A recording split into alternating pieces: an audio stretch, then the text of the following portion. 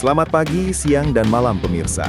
Anda menyaksikan laporan khusus sepak bola nasional selama 15 menit ke depan untuk menyelami sebuah fenomena yang tengah mengguncang persepak bolaan tanah air.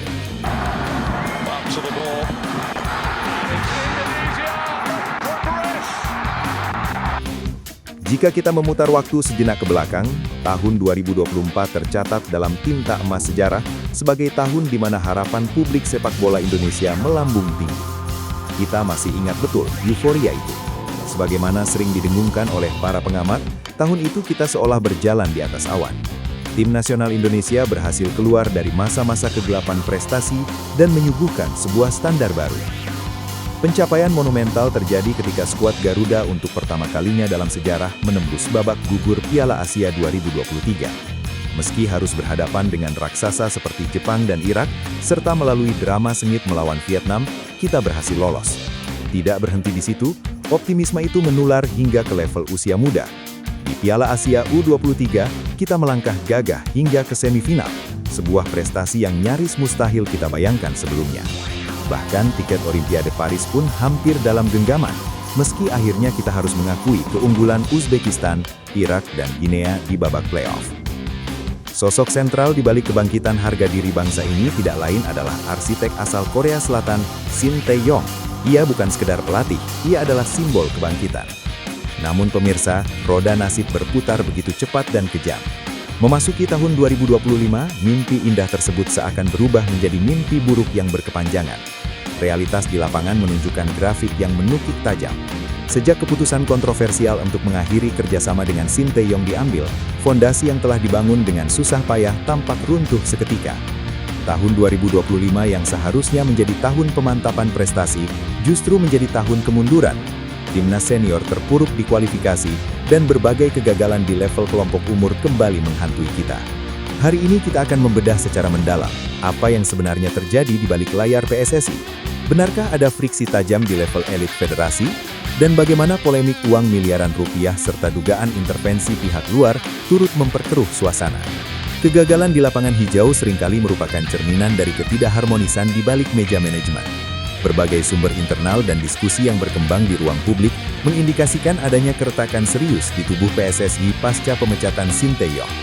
Informasi yang beredar kencang menyebutkan bahwa keputusan untuk memberhentikan Shin Tae-yong disinyalir merupakan langkah sepihak atau one-man show dari Ketua Umum PSSI, tanpa melalui mekanisme organisasi yang lazim, yakni Rapat Komite Eksekutif atau EXCO.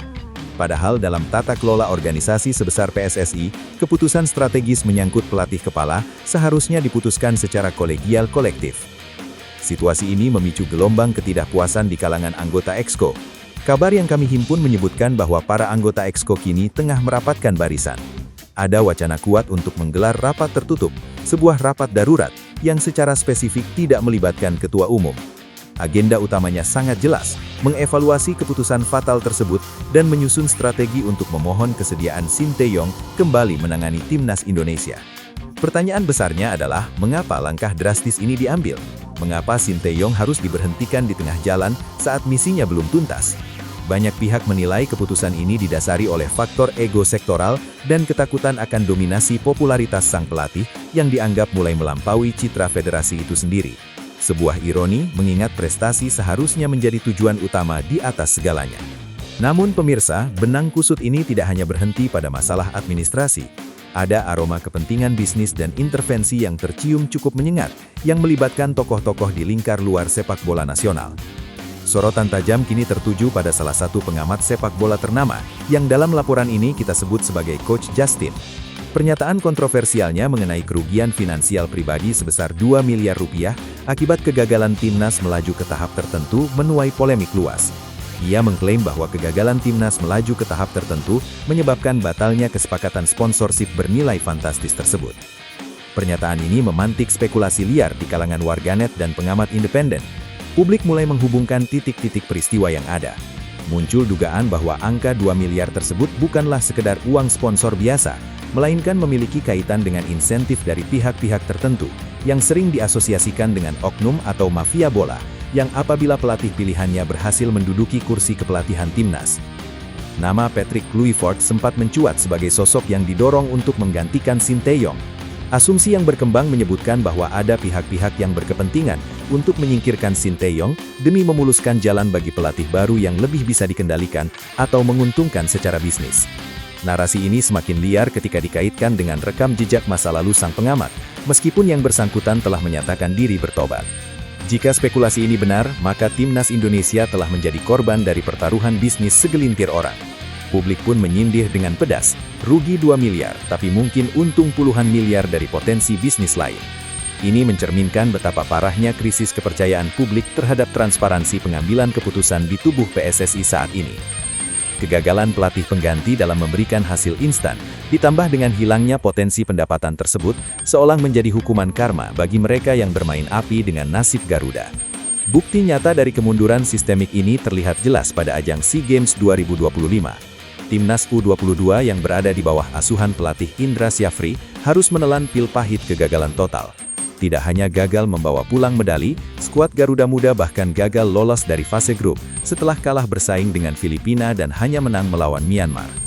Indra Syafri secara kesatria telah menyatakan bertanggung jawab atas kegagalan ini karena tidak sesuai dengan target yang dibebankan. Namun evaluasi mendalam justru datang dari Wakil Ketua Umum PSSI, Zainuddin Amali, yang memberikan perspektif sangat menarik dan jujur.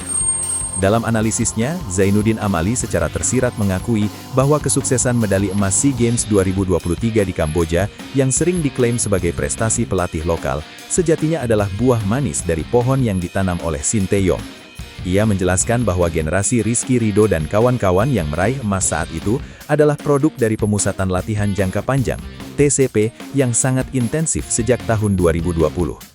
Para pemain tersebut digembleng oleh Sinteyong untuk persiapan Piala Dunia U20. Mereka dikirim ke Kroasia, Spanyol dan Turki selama bertahun-tahun.